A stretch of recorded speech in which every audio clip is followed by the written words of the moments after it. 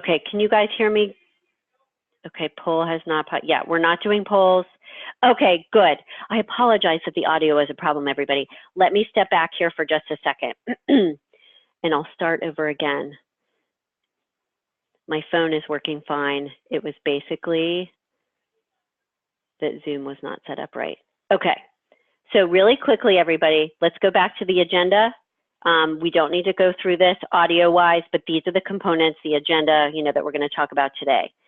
Couple of things to talk about in terms of your personal brand is just, again, with the advent of social media and everything else, the reason why modern audiences tend to trust people more than corporations is because of social media and all of the noise that's out there in terms of, everyone is trying to sell their brand and, sell their messaging.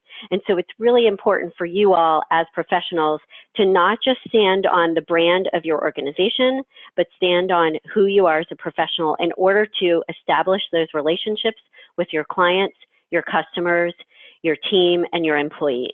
Okay, so that's the bottom line with this one.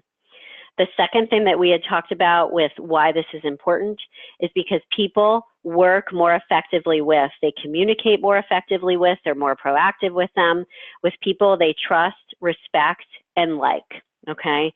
So it's important to have this solid brand based on these qualities, that you develop a level or, they can trust you to deliver the results that you promise you will deliver to them, that you develop a brand that enables people or allows people to respect you, but then also like you as a person as well as a professional, okay?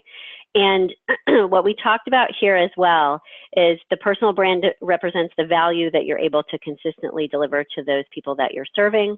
And finally, we had talked about professionals should have a personal brand or a very solid one, but unfortunately, statistics show that most people do not have a solid brand, okay? And these are the stats that we showed about, kind of the low level of people having an effective brand. One of the things from the audio that you guys were missing just a second ago is I wanted you to think about and write about which bucket you fall into. We're not going to have time to do the polls today because I want to make sure that we get to all of the material that we have in the time allotted, so we're not going to do those live. But I want you all to write down for me right now, there's 3 categories. Do you feel like you have no brand at all, and that's the problem? Write that down if that's you. Second, is it that you have a brand, but it's the wrong one? Okay, so write that down if you think that's your issue. Or third, do you have a brand, but do you feel like it's too unclear, like it's not as solid as it needs to be? So for example, if someone, if you ask someone 3 adjectives to describe you, would they be kind of unsure about what those are? And you need to communicate your brand more effectively, okay? So there's 3 categories. I want you to identify, please, which category you fall into. And then with this slide here, this was just, if you'd like a copy of the presentation so you don't feel like you have to be frantically writing everything down, please feel free to email us, okay? So then let's talk about agenda item number 2, the 3 components to building your brand. These are the 3 basic kind of bedrock foundational items that you have to have in your brand and in your branding statement. Number 1 is who you are. Number 2 is what you do. And number 3 is what you're known for. And we are going to talk about each of these in greater depth in just a second here. And I love this quote from Jeff Bezos, though, your personal brand is what people say about you when you leave the room. So they're the adjectives that people would use to describe you when they're talking behind your back, basically, haha, right? Ideally, they're saying positive things. That's what we want them to say. But if you start to think about, okay, what would people say about you when you leave the room? And by the way, this goes to what would employees of yours say if you have them? What would coworkers say? What would supervisors say? And you can also think about, and then we'll start to talk here on this next slide about the self-assessment. What would friends and family say about you? Because a lot of times that's relevant. Now, we all have a professional persona and a personal persona, and usually those are at least a little bit different, right? But to a certain extent, they will blend together and overlap. So it's definitely worth, by the way, asking people in your personal life, what they think of you. You know, what are the adjectives they would use to describe you? And ask them for 3 of them so you have a clearer sense of that, okay? So let's talk about what's on this slide here in terms of building your brand and how to start figuring it out for yourself. So we start with the first one, who you are, and on this slide, we're going to be talking about a self-assessment, how to start getting a sense, you know, kind of internally doing a self-assessment about, you know, who you are as a professional. The first area that we want to take a look at and have you understand about you are, what are your personal and career values? What are your career goals? Where do you want to be in the long run? Because that's part of your brand as well, where you're going. And why are you passionate about or enthusiastic about or interested in the industry and the job that you're in, okay? So those 3 elements are the beginnings of, okay, who I am as a professional. So for example, one of my career values, which is also a personal value, is authenticity. So when I work with clients and our team works with clients, because this is one of our company brands as well, we are very authentic in our coaching. We show up in a very real way. We tend to be more informal when we work with clients. We're not stuffy, traditional types of coaches, if you will. That has its place, but for us, we're very real world and down to earth. That's one of our values, okay? And it stems from one of my personal but also career values. My goal is to have a coaching organization that has a team of 3 coaches in addition to myself, et cetera, et cetera. That's part of our brand. Take a look at this next section here on the slide, please. You also want to do a self-assessment to understand, based on, you know, who you are, what your strengths are, but also think about how your education might play into your brand. And if it does, if you want it to, and how does your past experience play into your brand? So for example, for me, where I attended coaching school at the Coaches Training Institute and where I'm certified, that plays into my brand as a coach. That goes back to the real authentic kind of style that we have. But we also are very creative and organic in our coaching. We meet clients where they are. We don't force them to go through a specific process. We do have a process and a methodology for all of our coaching clients. However, we're very kind of flexible with it, okay? That goes back to where I, you know, attended coaching school, because that education for me was part of how I frame out how we coach. And then finally, part of who you are in terms of your brand is your personality type as well, and what these intangible or soft skills are. So for example, part of your brand is whether you're more introverted or extroverted, whether you're more of a leader or a follower and a doer, whether you're more strategic and big picture or more of a detail-oriented person. Your personality strengths as well, these kind of intangibles, if you will, are all part of your brand as well. So don't forget those pieces, everyone, because people tend to forget that last bit. They focus so much on their past experience and everything else, instead of looking also at those soft skills, okay? Second, for your self-assessment, we want you to take a look at these things on the slide here, okay? And I'm going to show you why we pull these out in just a second here. I'll show you our ideal career model that we use with our clients. So you want to include your values, your goals, and your aspirations, like we said on the previous slide, because this speaks to the fulfillment and enjoyment piece of our ideal career model, which is right here, and I'll come back to this in just a second. Okay, so you do want to talk about why you enjoy what you do and why you want to have the goal that you have long-term in terms of your brand, and what's fulfilling and rewarding to you, and how your values help speak to who you are as a professional. We also want to look at experience, education, and strengths, why you're qualified to help the people that you're working with, okay? And how these relate to the value you provide to your customers, your clients, or your organization, okay? And all of the above. I shouldn't say or, all of the above. So when you're looking at or considering in this first step, building your brand and how to do so, everyone, and specifically who you are, you want to look at all of these pieces on the right-hand side of the model, starting with fulfillment, moving to the left, going up to experience, education, and personality. All of these pieces are fair game for what your brand is. So you want to do an assessment, and you can actually, basically everyone just print out this model and write on it on a piece of paper, okay, these are my career values, they go in fulfillment. These are, you know, this is why I enjoy what I do and the tasks I enjoy performing, my strengths, everything else that you want to play into your brand, okay? as part of defining who you are in your branding statement, I would highly recommend you interview at least 3 people and ask them these questions on the slide. What are your top 3 strengths? What do they see are your strengths? What do you do better than anyone else they know? And when they think of you, as we said before, what 3 adjectives come to their mind? Because that can tell you a lot about what your brand is. I would do this right now, everyone, meaning now, and then work on your brand. Give it about 3 months, give or take, with any adjustments that you want to make, and then interview people again and see if it's changed and is moving in the direction that you want it to, okay?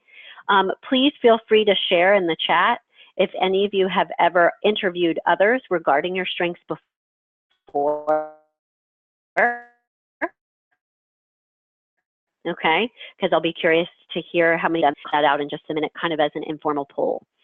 The last thing that you want to do in terms of building your brand and understanding and assessing who you are, okay, is I would recommend using this leadership wheel. This is from Development Dimensions International.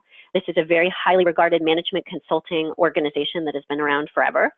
And this is basically, on this slide here, everyone, this is what they say in terms of leadership are the most critical, important pieces to being an effective leader, okay? And you want to basically rank yourself in each of the areas on a scale of 1 to 10, 10 being the highest and best, okay, on how you're doing in terms of being a leader. Now, I would make the argument this is also just being an effective professional. So don't get hung up too much on, you know, if you're a leader technically in your organization or not, okay? But go ahead and identify, you know, scale yourself, if you will, or rank yourself on each of these areas. And then I would identify the top 2 or 3 areas that you would like to include in your branding statement and be better at if you need to move your branding or your brand towards where you want to go, okay? I highly encourage you to ask your supervisor to fill this out for you as well, and even employees or coworkers, because again, this can give you a sense, it's kind of like interviewing them. This can also give you a sense of where your top strengths are, okay? And where you come across as kind of the best leader that you can be, or your leadership strengths, if you will, okay? Remember, as we talked about before, going to the next slide here, still in the building your brand section, think about what you do for your branding statement, but also what you're known for, okay? So the next piece, after you identify what your strengths are and what elements you bring to the table in terms of your brand, you also want to think about what the audiences are, or who do you serve, okay? What makes you unique in the marketplace in terms of the professional that you are, especially what makes you unique standing out from your peers at your organization or within your industry, okay? And also, why should they believe that you're going to deliver the results that you're going to deliver, okay? And we'll start to talk about these right now. So let's go to the next slide. So talking again about what you do and what you're known for. Think about who do you serve, okay? Because you want your branding statement to be targeted towards those people. So for example, for us, my branding statement and my elevator speech is I help clients find jobs that make them want to jump out of bed in the morning, okay? And when we talk about who we serve, and when people ask us, we serve professionals. They tend to be mid-career, but we work with professionals of all ages, but professionals that are just flat out unhappy with their career direction and want to make a change and be successful in that career path, okay? So that's who we serve, our target market. So these are some examples on this slide here of what you could be saying in terms of your target audience. It could be people who want to grow their business, or environmental organizations who want to improve their operational processes. This is from one of our clients, okay? So write down as part of your branding statement who you serve primarily, okay? The second part of what you do and what you're known for is what makes you unique. So what are the services you provide? What unique value do you provide as a professional that no one else does? This goes back to what your values are, but what your unique combination of strengths and experiences are that you bring to the table, okay? So for example, for a salesperson, that works for a pharmaceutical company. They may provide custom programs and treatments. They may help not just, I'm giving you your pharmaceuticals for your veterinary business, for example, this is where this comes from, but I also help you manage your inventory and co-host workshops to help you build your business. These things about what makes you unique, the statements that you create here, they need to be results-oriented, everyone, not task-oriented. So I co-host these workshops in order to secure 50% more clients for you or whatever it is. So make sure that your branding statement is results-oriented, not just this is what I do and this is what I do. Well, who cares? What are the results that you achieve for people? And that's where I talked about before. The result for people is they have a job that makes them want to jump out of bed in the morning and they're effective and successful at it. And then finally, why should they believe you? What are the results that you provide, offer, or create? And here's an example here. It could be for a marketing consultant, for example, marketing plans that increase sales by X%, help people find jobs. This is mine, kind of the last little piece here, okay? So when you're thinking about your branding statement, these are the 3 components that you want to include when you're actually writing it. So at the beginning, like we said, with the values and strengths and everything else, you're doing that self-assessment to understand what you bring to the table. And then in this piece of what we're talking about now, you're starting to write it. So here are a couple of examples of some branding statements that I wanted to share with you all, okay? So one, and I'm not going to read it out to you, but rescuing troubled companies, that you assist with leadership, enabling small businesses to get back on track to success. And then the result here is at the bottom, out of the red and into the black within 1 year. That is a tangible result with a time frame, okay? That's absolutely what you need to consider or include, I should say, in your branding statement. Another one, here's another example for a web developer. Talks about his or her past experience that they've had, the types of, okay, I've worked with remote teams, not just local ones, and the types of organizations I thrive in and contribute effectively to are fast-paced and kind of startup type of, environments, okay? So this is a branding statement for a web developer that really articulates like who they are and what they bring to the table. Now here's the deal, everyone, is if you need additional assistance with this, please feel free to email us for a free career strategy session. I can help you wordsmith this. I do this all the time, so it's easy to do. But part of what I wanted to say with this is you should expect to have several kind of iterations or drafts of your branding statement. Do not expect to write it and right out of the box, it's perfect. Run it by a coach or other people in your life that can give you some feedback on it, okay? And we're happy to, do a coaching session, even if it's just 30 minutes with you to help refine your branding statement. Happy to do that if needed. There's information on this slide about our coaching services.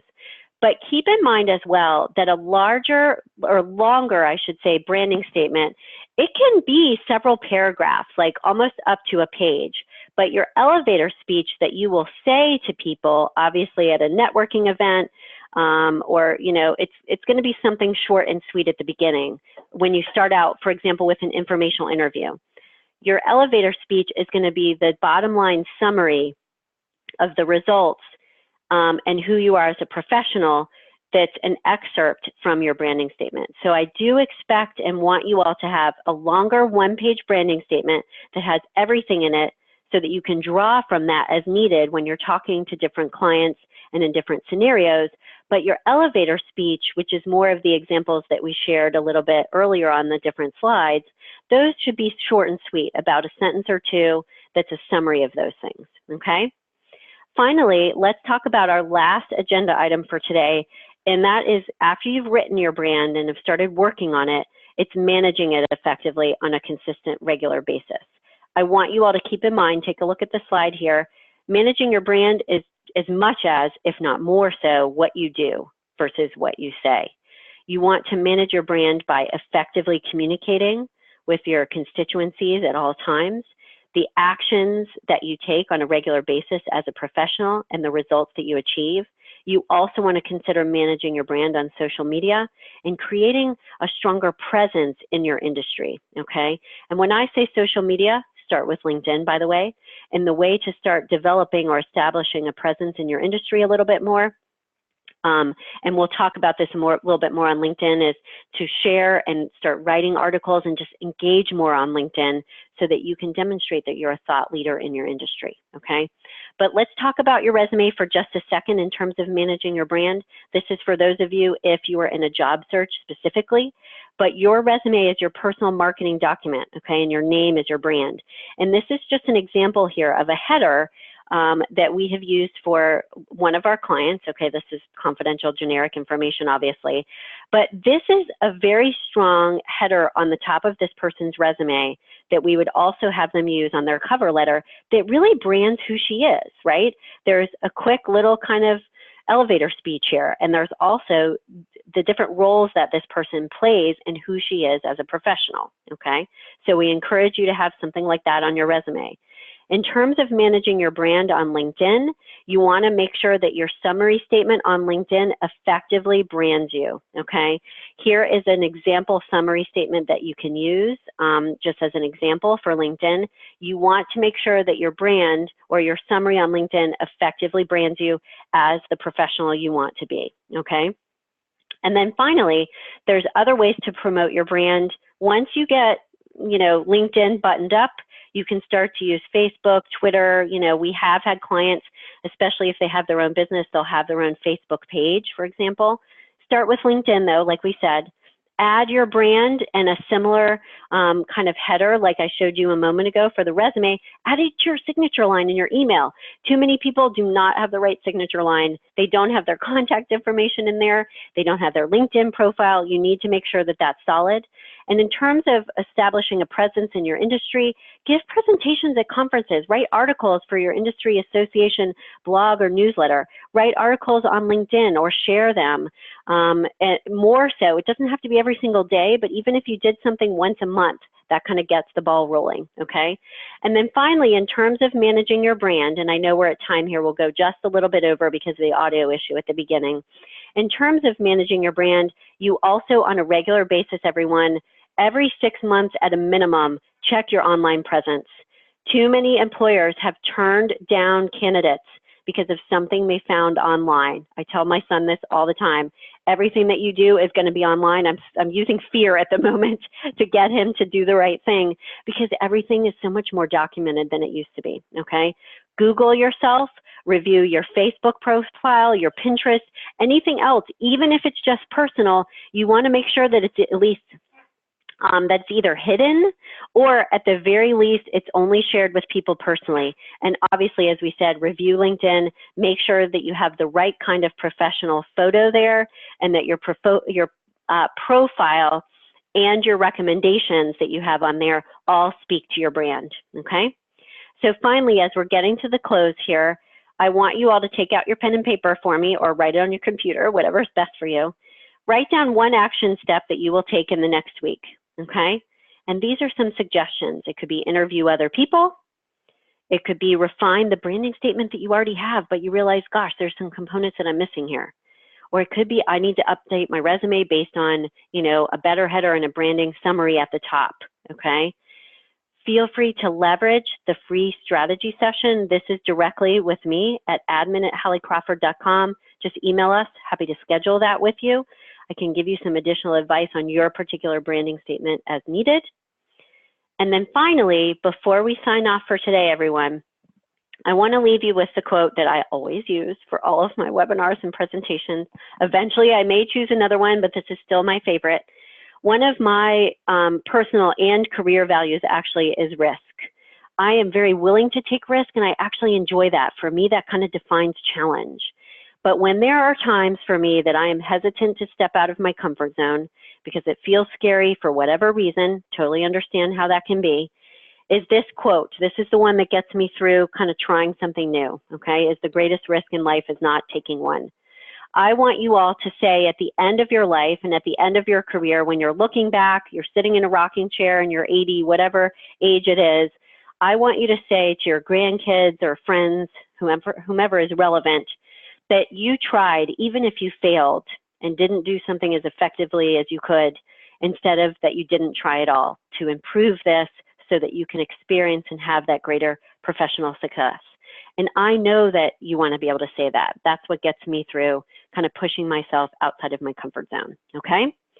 So if you have any questions, please feel free to email us, again, at admin@halliecrawford.com. I'm happy to answer, but we'll sign off for today. Thank you, everyone, for your time and participation. As a reminder, you will get an audio recording from today, and it did start over, after I realized the audio wasn't, working. Thank you for letting me know that, everyone. And finally, as a reminder, if you'd like a copy of the slides, please feel free to email us at admin@halliecrawford.com. Happy to share those with you. Let me just go ahead and I did want to mention one other thing before we go to everyone. Please do connect with me on LinkedIn, because we share a lot of good advice and blog posts and articles on LinkedIn as well. Have a great day, everyone. Thank you for your patience and your participation.